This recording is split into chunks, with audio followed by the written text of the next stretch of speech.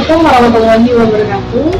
Halo anak-anak, pada pertemuan awal kita kali ini, izinkan Ibu memperkenalkan diri. Nama Ibu Putrinya Ibu Darmawan. Kalian bisa panggil Ibu dengan panggilan Ibu Putri. Alamat tempat tinggal yaitu Kampung Rawa Jamboy, Karim, Desa Tomnaga, Kecamatan Tomnaga. Nah anak-anak, insya Allah dalam 1 tahun ke depan, kalian kelas 10 akan bertemu dengan Ibu pada mata pelajaran PPKN. Selain itu anak-anak, Ibu ingin mengucapkan selamat kepada kalian karena sudah berhasil lulus dari jenjang pendidikan SMP dan melanjutkan pendidikan ke jenjang yang lebih tinggi yaitu SMA. Sekali lagi selamat ya anak-anak karena sudah berhasil masuk ke SMK Negeri 10 Kabupaten Tangerang. Nah anak-anak, meskipun pada saat ini kita dihadapkan pada keadaan pandemi, Ibu berharap itu tidak menjadi hambatan bagi kita untuk terus belajar dengan semangat, belajar yang penuh dengan suasana yang menyenangkan, kemudian juga belajar dengan penuh tanggung jawab.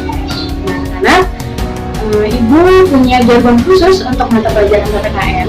Jadi apabila Ibu mengucapkan PPKN, kalian bisa menjawab, "Saya Indonesia, salam Pancasila."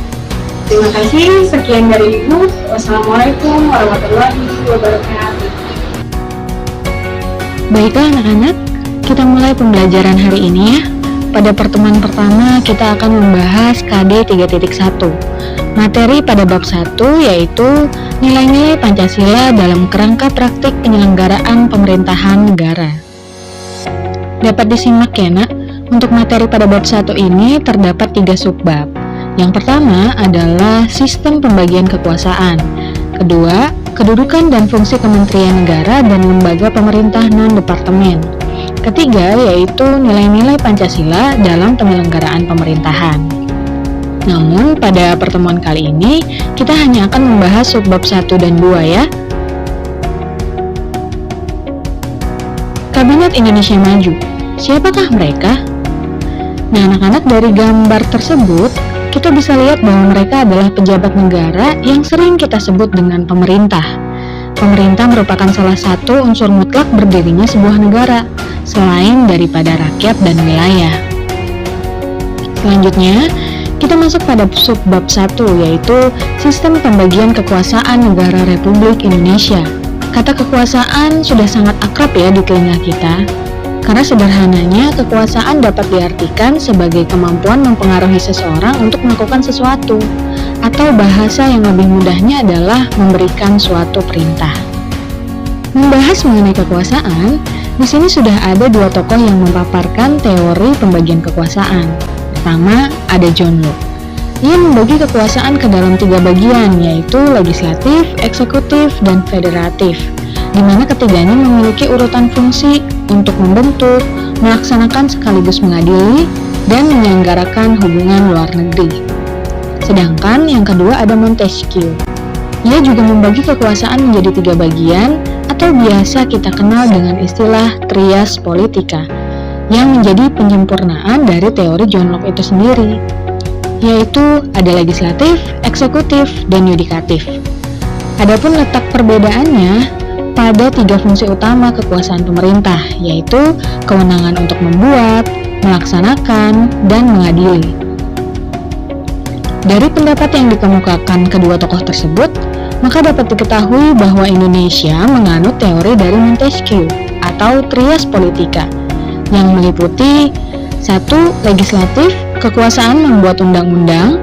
2. Eksekutif, kekuasaan melaksanakan undang-undang. 3. Yudikatif, kekuasaan mempertahankan undang-undang dengan melakukan proses peradilan. Ketiganya diwakili oleh masing-masing lembaga pemerintahan. Kemudian timbullah pertanyaan, bagaimana ya konsep kekuasaan yang dilaksanakan di Indonesia? Kita simak kembali ya nak. Dalam sebuah praktik ketatanegaraan, tidak jarang terjadi pemusatan kekuasaan pada satu orang saja atau otoriter. Maka untuk menghindari hal tersebut, negara sangat memerlukan adanya pemisahan atau pembagian kekuasaan agar menjadi kontrol dan check and balance atau keseimbangan di antara lembaga pemegang kekuasaan. Lalu, sebenarnya apa konsep pemisahan dan pembagian kekuasaan itu? Berdasarkan teori, istilah pemisahan kekuasaan dan pembagian kekuasaan merupakan dua istilah yang sangat berbeda. Pemisahan kekuasaan berarti kekuasaan negara itu terpisah-pisah dalam beberapa bagian. Contohnya, lembaga legislatif, eksekutif, dan yudikatif yang terpisah satu sama lain dan berdiri sendiri tanpa memerlukan kerjasama. Contoh negara yang menganut sistem pemisahan kekuasaan adalah Amerika Serikat. Sedangkan untuk sistem pembagian kekuasaan, artinya adalah kekuasaan negara dibagi ke dalam beberapa bagian, tetapi tidak dipisahkan. Hal ini tentu menimbulkan adanya kerjasama pada bagian-bagian tersebut.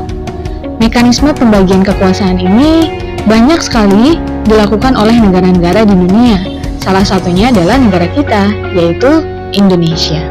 Konsep pembagian kekuasaan di Indonesia juga terbagi menjadi dua, yaitu horizontal dan vertikal. Pada pembagian kekuasaan secara horizontal, terjadi perubahan lembaga pemerintah yang awalnya ada 3, yaitu legislatif, eksekutif, yudikatif, menjadi 6. Kekuasaan konstitutif, yaitu kekuasaan untuk mengubah dan menetapkan undang-undang dasar. Adapun kekuasaan ini dijalankan oleh MPR. Kemudian kekuasaan eksekutif, yaitu kekuasaan untuk menjalankan undang-undang dan penyelenggaraan pemerintahan negara yang dipegang oleh presiden. Kekuasaan legislatif, yaitu kekuasaan untuk membentuk undang-undang. Kekuasaan ini dipegang oleh DPR. Selanjutnya, kekuasaan yudikatif atau biasa kita kenal dengan kekuasaan kehakiman, yaitu kekuasaan untuk menyelenggarakan peradilan guna menegakkan hukum. Adapun kekuasaan ini dipegang oleh Mahkamah Agung dan Mahkamah Konstitusi. Lanjut, untuk kekuasaan eksaminatif atau inspektif adalah kekuasaan untuk melakukan pemeriksaan atas pengelolaan dan tanggung jawab keuangan negara. Hal ini dijalankan oleh Badan Pemeriksa Keuangan atau BPK. Selanjutnya, kekuasaan moneter, yaitu kekuasaan untuk menetapkan dan melaksanakan kebijakan moneter, mengatur dan menjaga kelancaran sistem pembayaran, serta memelihara kestabilan nilai rupiah. Kekuasaan ini dijalankan oleh Bank Indonesia. Untuk pembagian kekuasaan secara horizontal juga terjadi pada tingkatan pemerintahan daerah yang sederajat. Contohnya yaitu antara kepala daerah dengan DPRD, gubernur dengan DPRD provinsi, dan bupati dengan DPRD kabupaten. Selanjutnya, pembagian kekuasaan secara vertikal merupakan pembagian kekuasaan berdasarkan tingkatannya. Contohnya, pada pasal 18 ayat 1 Undang-Undang Dasar 1945 menyatakan bahwa negara Indonesia dibagi atas daerah-daerah provinsi, kabupaten, dan kota. Pembagian kekuasaan secara vertikal muncul sebagai akibat dari desentralisasi, sehingga pemerintah pusat menyerahkan wewenang kepada pemerintah daerah otonom untuk mengurus dan mengatur sendiri urusan pemerintahan di daerahnya, kecuali urusan pemerintahan yang menjadi kewenangan pemerintah pusat, yaitu ada 6. Kewenangan yang berkaitan dengan politik luar negeri, pertahanan, keamanan, justisi, agama, moneter, dan fiskal. Anak-anak, menurut kalian, apa sih sistem pemerintahan yang dianut oleh Indonesia? Presidensial atau parlementer ya? Nah, jawabannya adalah presidensial. Kenapa? Karena dibuktikan dari peranan Presiden Indonesia yang menjabat sebagai kepala negara sekaligus kepala pemerintahan. Dalam melaksanakan tugasnya pula, Presiden dibantu oleh seorang wakil presiden serta berhak membentuk kementerian negara. Apa yang dimaksud dengan kementerian? Kementerian adalah perangkat pemerintah yang membidangi urusan tertentu dalam pemerintahan dan bertanggung jawab kepada Presiden. Selanjutnya, materi subbab 2, yaitu kedudukan dan fungsi Kementerian Negara. Dalam hal ini, keberadaan Kementerian Negara Indonesia diatur secara tegas dalam Pasal 17 Undang-Undang Dasar 1945. Adapun di dalamnya menyatakan bahwa Presiden dibantu oleh Menteri-Menteri Negara. Menteri-menteri itu diangkat dan diberhentikan oleh Presiden. Setiap menteri membidangi urusan tertentu dalam pemerintahan. Pembentukan, pengubahan, dan pembubaran Kementerian Negara diatur dalam undang-undang. Sehingga dapat disimpulkan bahwa tugas kementerian adalah menyelenggarakan urusan tertentu dalam pemerintahan untuk membantu Presiden. Berdasarkan Peraturan Presiden Republik Indonesia Nomor 7 Tahun 2015 tentang Organisasi Kementerian Negara, maka Kementerian Negara Indonesia dapat diklasifikasikan sebagai berikut. 1. Kementerian yang menangani urusan pemerintahan yang nomenklatur yang disebutkan dalam Undang-Undang Dasar 1945. Contohnya, Kementerian Dalam Negeri, Kementerian Luar Negeri, Kementerian Pertahanan. 2. Kementerian yang menangani urusan pemerintahan yang ruang lingkupnya disebutkan dalam Undang-Undang Dasar 1945. Contohnya ada Kementerian Agama, Kementerian Hukum dan HAM, Kementerian Keuangan, Kementerian Pendidikan dan Kebudayaan, dan lain-lain. Ketiga, kementerian yang menangani urusan pemerintahan dalam rangka penajaman, koordinasi, dan sinkronisasi program pemerintah. Contohnya adalah Kementerian Badan Usaha Milik Negara atau BUMN, Kementerian Koperasi, Kementerian Pariwisata, dan lain-lain. Selain memiliki Kementerian Negara, Republik Indonesia juga memiliki lembaga yang bernama Lembaga Pemerintah Non-Kementerian atau disingkat LPNK. Lembaga pemerintah non-kementerian ini berada di bawah Presiden dan bertanggung jawab langsung kepada Presiden melalui Menteri. Contoh lembaganya adalah Badan Nasional Penanggulangan Bencana atau BNPB, yaitu melaksanakan tugas pemerintah dalam bidang penanggulangan bencana dan penanganan pengungsi. Kemudian ada juga BNN, Badan Narkotika Nasional, yakni melaksanakan tugas pemerintah dalam bidang pencegahan, pemberantasan, penyalahgunaan, dan peredaran gelap narkotika. Ada lagi BIN, Badan Intelijen Negara, di mana melaksanakan tugas pemerintah di bidang intelijen untuk melakukan penyelidikan, pengamanan, dan penggalangan informasi guna mendeteksi pencegahan tindak pidana.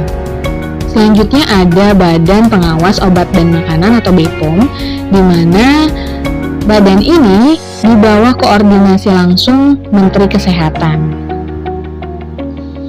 Oke anak-anak, penjelasan mengenai materi bab 1, subbab 1 dan 2 sudah selesai disampaikan. Semoga pertemuan kita hari ini menjadi berkah dan bermanfaat ya. Amin. Mohon maaf apabila ibu banyak salah dan kekurangan. Satu pesan ibu untuk kalian agar tetap semangat mengikuti proses pembelajaran, kerjakan tugas dengan baik dan penuh tanggung jawab. Ibu cukupkan ya anak-anak. Dan sebelum ibu tutup, ibu ingin membacakan jargon PPKN kita. PPKN, saya Indonesia, salam Pancasila. Terima kasih, sekian dari ibu, sampai bertemu pada pertemuan selanjutnya. Wassalamualaikum warahmatullahi wabarakatuh.